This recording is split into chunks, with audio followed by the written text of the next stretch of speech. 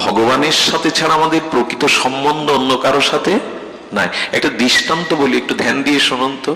আমি যেদিন মাতৃগর্ভ থেকে ভূমিষ্ঠ হলাম সেদিন স্ত্রীর সাথে নিয়ে এসেছিলাম? পুত্র স্ত্রী সম্বন্ধগুলো কি সাথে নিয়ে এসেছিলাম না এখানে এসে তৈরি করা? পিতামাতার সম্বন্ধটাও আগে ছিল না, আসার পরে তবে কতজনকেই বাবা, দাদুকেও বাবা বলেছি, দাদু হেসে বলেছে আমি তোর বাবার বাবা, তোর বাবা না। তার মানে ওইগুলো সাথে নিয়ে আসিনি, এখানে এসে তৈরি করেছি। আচ্ছা, মৃত্যুর পরে স্ত্রীর সম্বন্ধ থাকবে, পিতামাতার সম্বন্ধ থাকবে? থাকে কি? কিন্তু ভগবানের সাথে তো পাতানো সম্বন্ধ নয়, এটা এই জন্মের নয়। শ্রী গুরুদেবের সাথে সম্বন্ধ তোমার এক জন্মের নয়। এ কথা কি মনে রেখেছি যে এরা যারা এই সম্বন্ধগুলো আমাদের তৈরি করা? আরো একটু কথা শুনুন। আমাদের যাজ্ঞবল্ক্য, মহর্ষি যাজ্ঞবল্ক্য তার সহধর্মিণী মৈত্রী দেবীকে বলেছিলেন, মৈত্রী, পিতা পুত্রকে ভালোবাসে পুত্রের সুখের জন্য না পিতার সুখের জন্য। খুব ধ্যান দিন কথাটি। পিতা পুত্রকে ভালোবাসে পুত্রের সুখের জন্য না পিতার সুখের জন্য। সন্তান মাকে ভালোবাসে মায়ের সুখের জন্য না নিজের সুখের জন্য। স্ত্রী স্বামীকে ভালোবাসে স্বামীর ভালোবাসার জন্য না নিজের সুখের জন্য। আবার স্বামী স্ত্রীকে ভালোবাসে স্ত্রীর সুখের জন্য না স্বামীর সুখের জন্য। আমাদের বেনাপুর পাটবাড়ির ঠাকুর হরিদাসের চরণাশ্রিত পরিষদ বৃন্দ, সেবক বৃন্দ, কমিটি বৃন্দ এসছেন। আমরা একটু ঠাকুর হরিদাসের ধামের মানুষদের একটু জয়ধ্বনি দিয়ে বরণ করি। জয় শ্রী গুরু প্রেমানন্দে গৌর হরি বল। জয় শ্রী। ওনাদের বারবার আসন। জয় শ্রী রাধে। বসুন আপনারা। তো জয় শ্রী রাধে, জয় শ্রী। বসুন। আমরা বলছিলাম জগৎ যাজ্ঞবল্ক্য, মহর্ষি যাজ্ঞবল্ক্য তিনি বেদজ্ঞ নন, শুধু ব্রহ্মজ্ঞ। তিনি বলছেন জগতের ভালোবাসাটা কোথাও না কোথাও সূক্ষ্ম স্বার্থ মেশানো। একমাত্র ভগবানের সাথেই সম্বন্ধটা চিরন্তন এবং ভগবানের সাথেই কেবল প্রেম হতে পারে, অন্য বস্তুর সাথে না। এখানে নিজ সুখের কমতি হলে, নিজ সুখের যদি অপ্রাপ্তি হয়, তাহলে সে বস্তুর প্রতি আর ভালোবাসা থাকবে না। খুব ধ্যান দিয়ে শোনো, দাদা একটু বসতে দিন। তো ভালোবাসা থাকবে না। আমরা একটু দূরে সরিয়ে আসি, ঠাকুর হরিদাসের চরিত্রাবলী থেকে একটু সরে এসে বলি কেন সম্বন্ধটা ভগবানের সাথে করতে হবে। আমাদের নিতাই দাস, দাসানুদাস তাদের অনুভূতিতে বলেছেন, কষ্ট পাবেন না কথাটা শুনে, সে সম্বন্ধ নাহি যার বৃথা জন্ম গেল তার। শুধু জন্ম বৃথা গেল না, একটা কঠোর শব্দ প্রয়োগ করেছেন, সে পশু বড়ই। ভগবানের সাথে সম্বন্ধটা না হলে জন্মটা বৃথা যাবে, বৃথা যাবে। পিতা আছে, মাতা আছে, চাকরি আছে, স্ত্রী আছে, পুত্রকন্যা আছে, আপনি বলে দিলেন বৃথা যাবে। সামনে আসুন। বৃথা যাবে বলে হ্যাঁ, সে সম্বন্ধ নাহি যার বৃথা জন্ম গেল তার, সে পশু বড়ই দুরাচার। সুধীজন, সম্বন্ধ বৃথা হবে কেন না, নদীর সাথে যদি সমুদ্রের যোগ না থাকে, সে নদী স্রোতহীনা হয়ে শৈবালে আবৃত হয়ে মরে যাবে। তো ভগবানের সাথে যার সম্বন্ধ নাই, সে জীবন্তে মরা। যার জীবনে ভজন নাই, ভগবানের সাথে যার সম্বন্ধ নাই, তিনি জীবন্তে মরা। নিঃশ্বাস প্রশ্বাস, ক্রিয়া প্রতিক্রিয়া, কর্ম থাকলেও তিনি মৃত। ভজন যার নাই, তিনি মৃত। সুধীজন, মৃত ব্যক্তিকেই শৃগাল কুকুর কবলিত করতে আসে, সাপাত সংকুল হিংস্র জীবজন্তু তার মাংস ছিঁড়ে ছিঁড়ে খেতে আসে। তো যার ভগবানের সাথে সম্বন্ধ নাই, যার সাথে ভগবানের এই দিব্য ভজন নাই, তাকেও তো কাম ক্রোধ সংসার ছিঁড়ে ছিঁড়ে খাচ্ছে দিন রাত। ভজনহীন জীবন মৃত। এই জন্য ভজন বা ভগবানের সাথে সম্বন্ধটা একান্ত প্রয়োজন। যার সম্বন্ধ নাই তার আসা যাওয়ায় সার হয়। এই জন্য জগৎটা স্বার্থের। কি বলছেন, স্ত্রী পতিকে ভালোবাসে পতির পতির সুখের জন্য নয়, নিজের সুখের জন্য। আত্মনস্ত তু কামায়া সর্বং প্রিয়াং ভবতি প্রিয়াইব নৈব প্রিয় ভবতি। একথা মাথায় আসে না, আমাদের চিত্তে একথা রেখাপাত করে না যে নিজের সুখের জন্যই জগতের সব তোমাকে ভালোবাসছে। মায়ের গর্ভ থেকে ভূমিষ্ঠের সাথে সাথে স্ত্রীর সাথে আনেনি, পুত্র কন্যার সাথে আনেনি, কোনো সম্বন্ধই আনেনি। আবার মৃত্যুর পরেও এই সম্বন্ধ কারোর সাথে থাকবে না, কিন্তু ভগবানের সাথে সম্বন্ধ আমার চিরদিনের। এই জন্য হরিদাস ঠাকুরের সেই দিব্য উক্তি, যার কেহ নাই তুমি আছো। কেউ তো আমার নয় প্রভু। আচ্ছা, স্বার্থটা কেমন? স্বার্থ নিজের সুখ না পেলে কেউ মনে রাখে না কেমন? একটা কথা বলি, দেখুন, স্বামী স্ত্রীকে এক জায়গায় করে যদি ভগবান জিজ্ঞাসা করে তোমরা আগে কে মরতে চাও, তোমরা কে আগে মরতে চাও, আমাদের দেশের সধবা মায়েরা কি বলে জানেন? প্রভু, শাঁখা সিঁদুর নিয়ে আমি ওনার আগে চলে যেতে চাই। আর কথাটা শুনে আমাদের মায়েদের মেয়েদের চোখে জল আসে। কত বড় সাধ্যি, কত বড় স্বামী প্রাণা পতি প্রাণা। স্বামীকে যদি বলা হয় তো বলে না, আমি ওর আগে চলে যেতে চাই। আর স্ত্রী শুনেও, সহধর্মী শুনেও মনে করে কি ভালোবাসা, আমার আগে যেতে। এর মধ্যে যে কতটা চালাকি জড়িত তা মানুষ জানে না। চালাকিটা কি জানেন? ওই স্ত্রী শাঁখা সিঁদুর নিয়ে যেতে চাই কেন জানেন? স্বামী হারা বিধবা হয়ে যদি পড়ে থাকি, আজকাল এই ছেলে মেয়ে এরা তোমায় দেখবে না, বৃদ্ধাশ্রমে পাঠিয়ে দেবে। বেটা থাকতে থাকতেই যদি যেতে পারি তবেই ভালো। ওইখানে নিজ সুখের কারণে একথা বলে।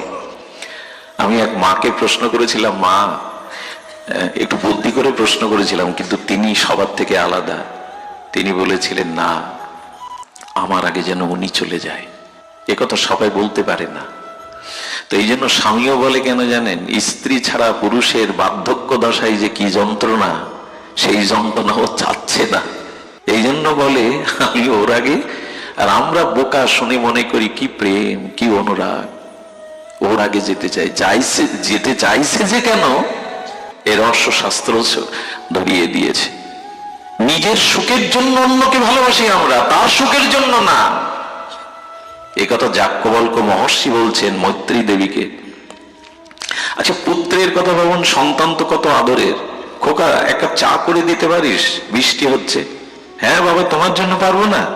দৌড়ে গিয়ে চা করে আনলে। তুই শ্রবণ কুমার, অন্ধমণির পুত্র যেমন বাকে করে বাবা মার ভার, তুই শ্রবণ কুমার, ধন্য আমি তোর মতো পুত্র পেয়ে।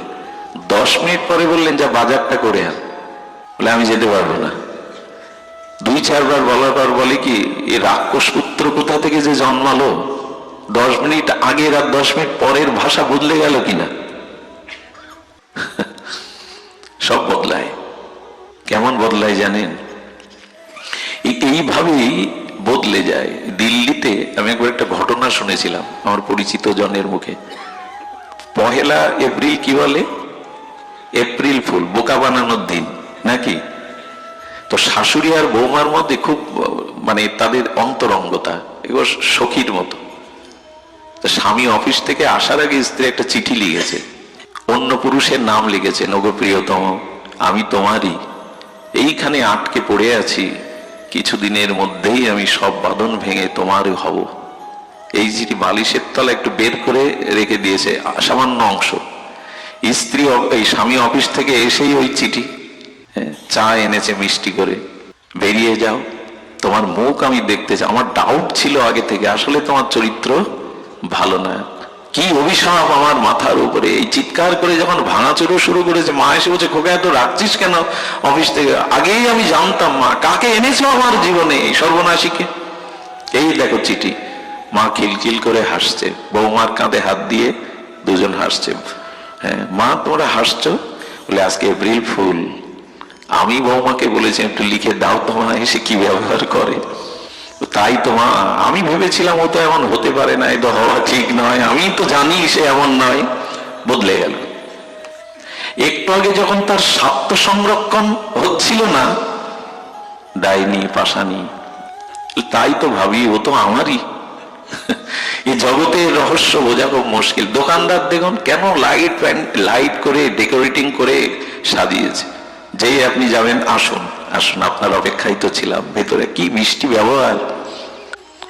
যখন সিটির দোকানে গিয়ে বলছেন এখানে চপ্পল পাওয়া যায়, কোথায় চপ্পলের দোকান, ডেকোরেটর সাজিয়ে বসেছে তো আপনার কাছে বিক্রি করার জন্য, যেই বলছেন কাপড়ের দোকানে চপ্পল কোথায়, আপনি চোখে দেখেন না এখানে লেখা বস্ত্রালয়, হ্যাঁ, প্রেম চলে গেল। এই যে স্বার্থ আমার নাই তোর কাছে, ও তো জুতো খুঁজছে, আমার তো সিগারেট দোকান, চোখে দেখেন না এটা বস্ত্রালয় লেখা। আচ্ছা, আবার আপনি ওর মন জয় করতে পারেন, আবার প্রেম প্রিয়ার বলো হ্যাঁ আমাকে 10 গজ কাপড়েরও দরকার, তবে বসো। স্বার্থ যেখানে সেখানে প্রীতি দেখি আমরা, এই জগতের রহস্যটা বুঝতে পারি না আমরা। নিজের সুখ হয় বলে আপনাকে রেখেছি, আমার সুখ আপনার কাছ থেকে না হলে কে আপনাকে রাখে? এটাই জগতের শাশ্বত নিয়ম। এই জন্য ভগবানের সাথে সম্বন্ধটাই ঠাকুর হরিদাস এটা বুঝেছিলেন, তুমি ছাড়া আমার যে কেহ নাই, তুমি বিনা আমার কেহ। এ কথা আবেগের কথা নয়, এ কথাই শাশ্বত চিরন্তন সত্য। গোবিন্দ বলছেন আমার সাথে ছাড়া তোমার সম্বন্ধ হতে পারে না। কুরুক্ষেত্রে রণাঙ্গনে অভিমন্যু মারা গেল, আরে পুত্র অভিমন্যুর মতো পুত্র হারিয়ে অর্জুন বিলাপ বকছে, জনার্দন তুমি তার মামা, আমি অর্জুন বিশ্বজয়ী, আমার পুত্রকে ফিরিয়ে দাও, প্রলাপ বকছে। ভগবান তখন বলছেন চাও, আহ্বান করলেন অভিমন্যুর আত্মাকে। অভিমন্যু ইথার তরঙ্গে এসে বলছে প্রভু আপনার চরণে দণ্ডবত, আমাকে কেন স্মরণ করেছেন? বলে তোমার পিতা অর্জুন তোমাকে ডাকছে, এই দেখো। বলে ওনাকে বলে দিন, ওনাকে আমি চিনি না, কে কার পিতা কে কার পুত্র? অর্জুন স্তম্ভিত হয়ে বললেন অভিমন্যু আমি তোমার পিতা অর্জুন, তৃতীয় পাণ্ডব। বলে কোন কালে হয়তো আপনি আমার পুত্র ছিলেন, আমি আপনার পুত্র ছিলাম। মৃত্যুর সাথে সাথে কি হয় জানেন? মৃত্যু মানে মৃত্যুর অত্যন্ত বিস্মৃতি। ঘুমালে যেমন আমি ভুলে যাই কে আমি, কে আমার স্ত্রী, কত টাকা পয়সা ব্যাংক বলে মনে থাকে গভীর ঘুমে, কিন্তু ঘুম থেকে উঠলে আবার স্মৃতি ফিরে আসে। যেদিন আর পুরনো কোনো স্মৃতি আর ফিরে আসবে না, এর নাম বিস্মৃতি, এর নাম মৃত্যু। এখনই যদি কেউ আমি মারা যাই, আমার মা যদি 5 মিনিট পরে ভগবান আমাকে মার কাছে এনে দেন, আমি মাকে চিনতে পারবো না।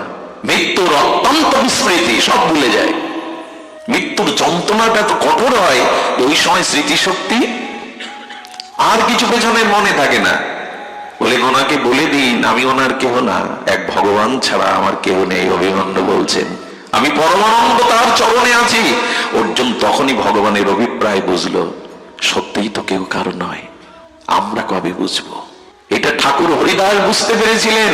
না ঘর, না সজ্জন, না বিলাস, না পোশাক, না কোনো বন্ধু সজ্জন, একমাত্র হরিনামকে আর শ্রী গৌরকে তিনি জীবনের সার করেছিলেন। এই জন্য এই জগৎটা মায়া দ্বারা রঙিন করে দিয়েছে, বুঝতে পারছি না কে আমার। এ জগৎ ভয়াবহ রূপ নিয়েছে। বিদেশ থেকে তার ছোট্ট 2 বছরের ছেলের জন্য টাকা পাঠায়, তার সুন্দরী স্ত্রীকে, ছেলেটাকে দুধ কিনে দিও, মানুষ করো। আর এদিকে কি করে জানেন? এদিকে একটু সম্বন্ধ নূতন করে এই ছেলেটাকে বস্তায় পুড়ে কেটে নদীতে দিয়ে আরেকজনের হাত ধরে চলে যায়। এটা পুরুষও যায়। কত ডাস্টবিনে, কত অনাথ আশ্রমে পালন হচ্ছে, তারা অনাথ না, তাদের পরিচয় দেবে না বলে জন্মের পরে অনাথ আশ্রমে রেখে আসে। এই জগতের ভয়াবহতা আমি 2001 সালে একটা পাঠে বলেছিলাম। এই কেশবপুরেই একটা আখ খেতে এক নবজাতক শিশুকে তার মা পরিচয় দেবে না বলে ফেলে দিয়েছিল। 2টো কুকুর সারা রাত আখ খেতে ওই বাচ্চাটাকে পাহারা দেয়, পেপারে পড়ানো। কুকুর 2টো বুঝেছিলে নবজাতক শিশু অন্য প্রাণীর হাত থেকে সারা রাত জেগে রক্ষা করে ভোরের আলো ফোটার সাথে সাথে লোকালয়ে একজনের কাপড় টেনে একটা কুকুর এনে ওই বাচ্চাটাকে তার হাতে দিয়ে মাথা নত করে চলে গিয়েছিল। মানুষ এদিন লজ্জা পায়নি। এই জগৎ যে কত ভয়াবহ, সম্পত্তির জন্য পিতামাতাকেও মানুষ হত্যা করে। আশ্রমের গুরুদেবের পদের লোভে গুরুদেবকে মিথ্যা বদনাম দিয়ে তাড়িয়ে দিয়ে পদ দখল করে। এই জগতে যেখানে নিজের স্বার্থ নাই সেখানে প্রিয়তা থাকতে পারে না। এই জন্য এই জগতের রহস্য ভেবে ঠাকুর হরিদাস বুঝিয়েছিল, হে গৌর তুমি ছাড়া যে আমার কেহ নাই। সে সম্বন্ধ নাহি যার বৃথা জন্ম। সম্বন্ধটা হৃদয়ের, বুঝতে পারে। লোচন দাস ঠাকুরের কথা মনে আছে? এই লোচন দাস ঠাকুর মহাপ্রভুকে চিঠি লিখেছে, প্রভু বাসর রাতে যেতে যেতে, যেদিন মহাপ্রভুর বিষ্ণুপ্রিয়ার সাথে বাসর রাত্রি, সেদিন যেতে যেতে প্রিয়াজি চৌকাটে আঘাত লেগে প্রিয়াজির একটু আঙুল কেটে গিয়েছিল। মহাপ্রভু বুঝতে পেরে পায়ের একটা আঙুল দিয়ে ওটা চেপে ধরেছিল। এটা লোচন দাসকে এটা দেখার কথা বাসরের। পরে চিঠি লিখেছে, বধূ মায়ের চরণে এইভাবে ব্যথা লেগেছিল, মহাপ্রভু অবাক হয়ে গেল, ও তো এখানে ছিল না, এটা লিখলো কি করে? আসলে গৌরকে এমন প্রাণমন দিয়েছে, ওখানে যা ঘটে এখানে তা আসে। এই ভালোবাসাই চিরন্তন, ওই হৃদয়ের বার্তা এই হৃদয়ে ফুটে ওঠে। তা না হলে হরিদাসের বেত্রাঘাত মহাপ্রভুর গায়ে ফুটে ওঠে। আপনাকে আমি মানলে আমার গায়ে উঠবে তো? এই জন্য একটা অনুরোধ করি, এই যে জ্ঞান, এই যে ভাগবত প্রজ্ঞা, এই জ্ঞান, এই চেতনা, এই প্রজ্ঞা, এটা অন্যের কাছ থেকে নিলে আপনার কোনোদিন ক্রিয়া করবে না, আপনার ভেতরে জাগাতে হবে অনুভূতিটা। তার মানে খাদ্য গোডাউনে আছে না, সরকারি গোডাউনে চাল গম দোকানে আছে না, আপনার বাড়িতেও কিঞ্চিত থাকলেও আছে, কিন্তু ওতে ক্ষুধা যাবে যতক্ষণ ওটা রুটি সবজি তৈরি না করে উদরে না দেবেন? তো কথা বলুন, ক্ষুধা যাবে? আছে তো ঘরে। তেমনি জ্ঞান ভাগবতে আছে, গ্রন্থে আছে, অনুষ্ঠানে আছে, নিজের মধ্যে যদি না জাগে আদার করবে না। আচ্ছা, পৃথিবীর সবখানে রাত্রে এখন লাইট আছে, ল্যাম্পপোস্টে আছে, লোকের বাড়িতে আছে, শপিং মলে আছে, কিন্তু আপনার প্রাইভেট কারে লাইট নেই, চলতে পারবেন? আরে পথ চলতে গেলে আপনার গাড়িতেই বাতাস কোথায় নেই? বাতাস সবখানে আছে, আপনার টায়ারে নেই, চলবে তো? জ্ঞানটা, চেতনাটা নিজের ভিতরে, ও লোক বলে করে অনুষ্ঠানে এসে যদি পাঠ করেও যদি নিজের ভিতরে চেতনা না জাগাতে পারেন, ওই জ্ঞান কাজে লাগবে না। ও ঘরে চাল ডাল থাকলে কি হবে? তৈরি করে সবজি করে পেটে দিতে হবে। পরোক্ষ জ্ঞানের দ্বারা কিছু হবে না, অপরোক্ষ জ্ঞান চাই। আর এই অপরোক্ষ জ্ঞানের মূর্তি হলেন হরিদাস। আপনি আচরণ করে ব্রহ্মা এবং ভক্তশ্রেষ্ঠ প্রহ্লাদের নিষ্ঠা নিয়ে এসে আচরণ করে দেখিয়ে গেলেন। এই আচরণ নিজের মধ্যে না আসলে অনুভূতি কখনো জাগবে না। শুধুবৃন্দ, এই জন্য ঠাকুরের এই ইতিগাথা বলতে বলতে, শুদ্ধা ভক্তির দুয়ারে বলতে বলতে আমরা প্রায় বিশ্রাম দিবসে চলে এসেছি। ছাড়তে মন চায় না। আপনাদের মতো স্নিগ্ধ নির্মল চিত্ত ভজনানন্দী ভক্তের সান্নিধ্য পাওয়াটা বড় দুর্লভ। এই জগতে অনেক কিছু সুলভ, এখন অনেক কিছুই ক্ষমতা থাকলে, অর্থ থাকলে পাওয়া যায়, কিন্তু মহাপ্রভু বললেন দুর্লভতা হে ভাগবত লোকে, শুদ্ধ ভক্তকে পাওয়াই জগতে দুর্লভ। ভগবান পাওয়াও দুর্লভ না, বিশুদ্ধ ভক্ত পাওয়াই দুর্লভ। দুর্লভতা হে ভাগবত লোকে, এই লোকে একমাত্র বিশুদ্ধ ভাগবত পাওয়াই হলো দুর্লভ, আর কিছু দুর্লভ নয়। সেই দুর্লভ সঙ্গ যখনই পাওয়া হয়, একটা কথা বলি, যদি কখনো আপনারা পুণ্য কর্মের দ্বারা স্বর্গে যান, আমি লিখে দিতে পারি, খুব নিশ্চিত ভাবে লিখে দিতে পারি, স্বর্গে এই শান্তিটা নাই, হরিকথা স্বর্গে নাই, সাধুসঙ্গ স্বর্গে নাই। ওখানে নাচ গান, অমৃত সুখ, মন্দাকিনীর ধারা, পারিজাত পুষ্পের গন্ধ, আমাদিত এ ভোগ আছে, সাধুসঙ্গে হরিকথা। এমনকি অবাক হতে হয়, বৈকুণ্ঠেও হরিকথা নাই। বৈকুণ্ঠে ভগবান আছেন, তার চরণ আছে, কিন্তু সাধু সঙ্গে হরিকথা। এই জন্য ভাগবত শাস্ত্র বলে দিয়েছেন, প্রভু যেখানে তোমার ভক্তি প্রবাহিনী নামরূপ লীলা কথা ভক্ত সঙ্গে নাই, সেটি স্বর্গ হলেও বৈকুণ্ঠ হলেও আমার কাম্য নয়। যেখানে তোমার ভক্তগণ মিলিত হয়ে তোমার গুণগাথা চন করছেন, সেটাই আমার একমাত্র আশ্রয় হোক। এই জন্য সকালে প্রভাতে উঠে শুদ্ধ ভক্তেরা এই প্রার্থনা করে, প্রভু দিনান্তে একটু সাধু সঙ্গ দিও, দিনান্তে একটু সাধু সঙ্গ দিও। গতকালে আমি বলছিলাম, বহু জন্মের স্বীকৃতি অর্জন হলেই কেবল শুদ্ধ ভক্ত সঙ্গে এই হরি কথা পাওয়া যায়। এটি বৈকুণ্ঠেও নাই, এটি স্বর্গে তো নাই। আর এই হরি কথার অমৃত পানের জন্য নিগম কল্পতরুর গলিতং ফলং সুখ মুখদাম দ্রব্যমৃত সংযুতম পিবত ভাগবত রসমলয়ম মোহরসিক ভাব ভাবুকা। এই যে হরি কথা, এই যে অমৃত রস, এটি অন্য কোথাও নাই। এই জন্য ভক্ত চাতক অপেক্ষা করে থাকে কোথায় ঠাকুরের কথা। হরি কথা মানে কিন্তু শুধু ভগবানের কথা নয়, ভক্ত কথাই হলো। একটা জিনিস বলি, ভক্ত হরিদাসের চরিত্র এত নির্মল লাগে কেন? এত এত চিত্তে ভক্তির ভাব অনুভূতি জাগায় কেন জানেন? ভগবানের চরিত্রটা হলো খাদ্য, আর ভক্ত চরিত্র হলো ক্ষুধা। কোনটা দরকার বেশি? কোনটা দরকার? খাদ্য সামনে আছে, ক্ষুধা কি হবে তা? এই জন্য ভগবানের চরিত্র কথা হলো কি? খাদ্য। আর ভক্ত চরিত্র ক্ষুধা।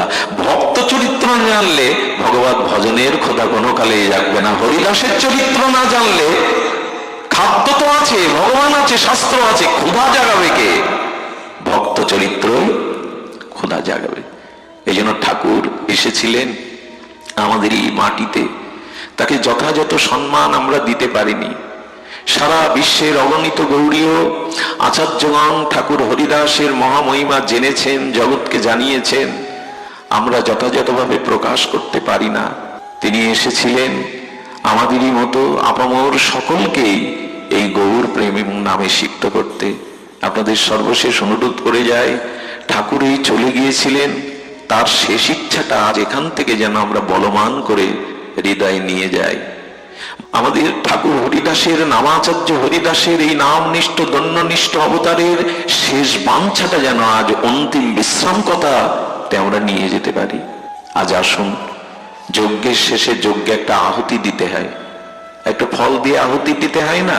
তা আজকের এই দ্বিতীয় দিবসীয় ঠাকুর হরিদাসের শুভ আবির্ভাব মহামহোৎসবে এই হরিকথা ভক্ত সঙ্গযজ্ঞে আমরা আহুতি দেব ঠাকুর হরিদাসের ওই শেষ চাওয়াকে নিয়ে। এটাই যেন আমাদের আহুতি হয়, এটাই যেন আমাদের চাওয়া হয়।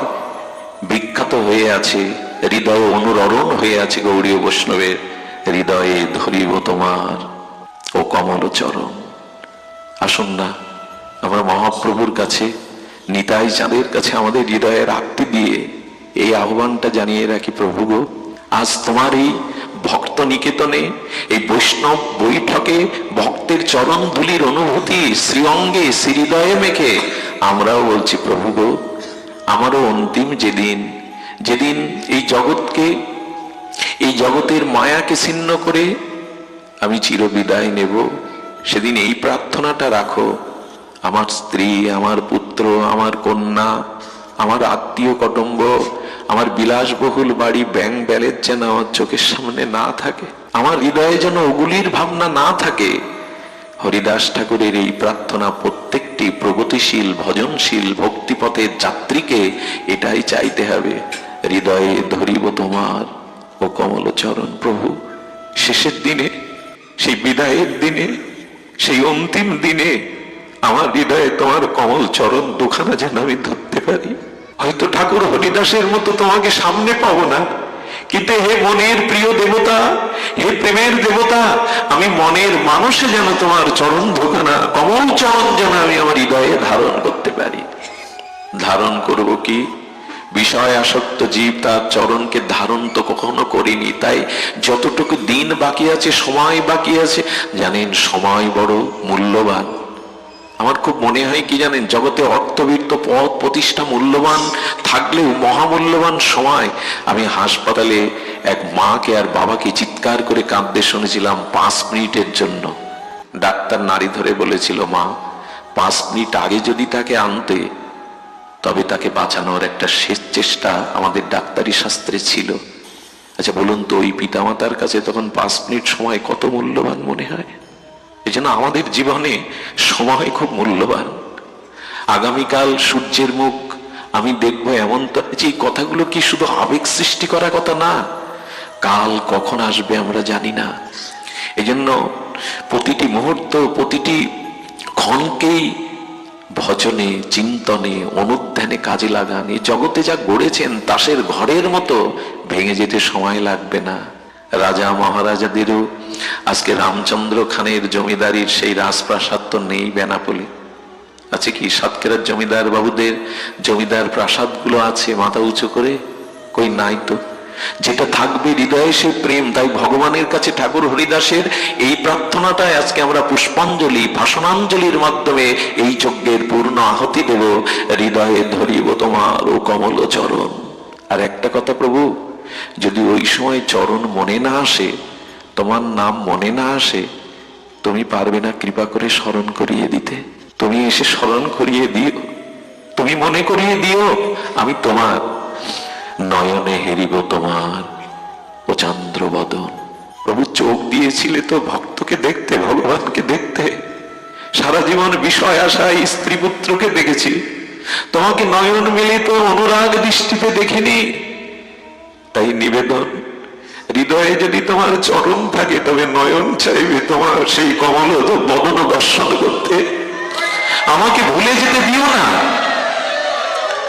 আমাকে ভুলে যেতে দেও না। সেদিন যেন আমার নয়ন তারায় তোমার কমল চন্দ্র বদনকে আমি, এই প্রার্থনাটাই আমাদের পূর্ণাহুতি। এই প্রার্থনা এখান থেকে নিয়ে যান ঠাকুর হরিদাসের এই দিব্য প্রার্থনা, এই আত্মনিবেদন, এই অন্তিম নিবেদন, বিশ্রাম নিবেদন। হৃদয়ে ধরিব তোমার ও কমল চরণ, নয়নে হেরিব।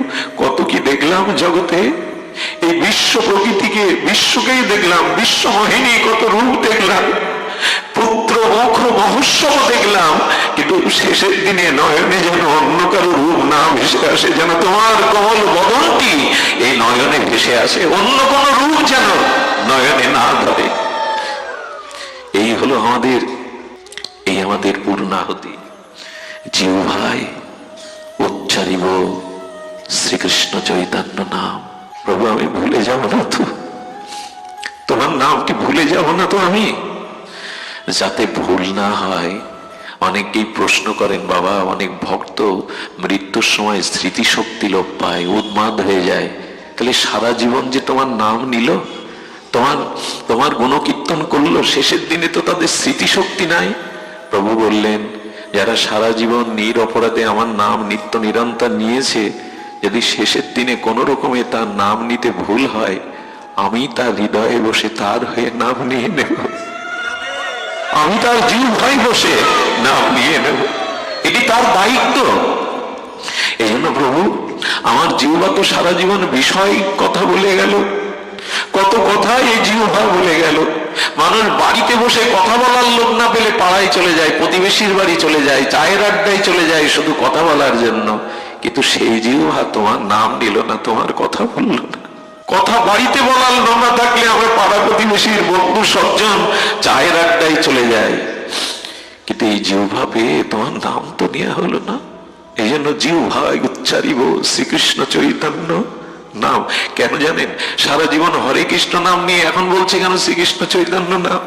কারণ শ্রীকৃষ্ণ চৈতন্য এবার দিতে এসেছেন, ভক্ত ভাব অঙ্গীকার করে এসেছেন, রাধা ভাব নিতে এসেছেন।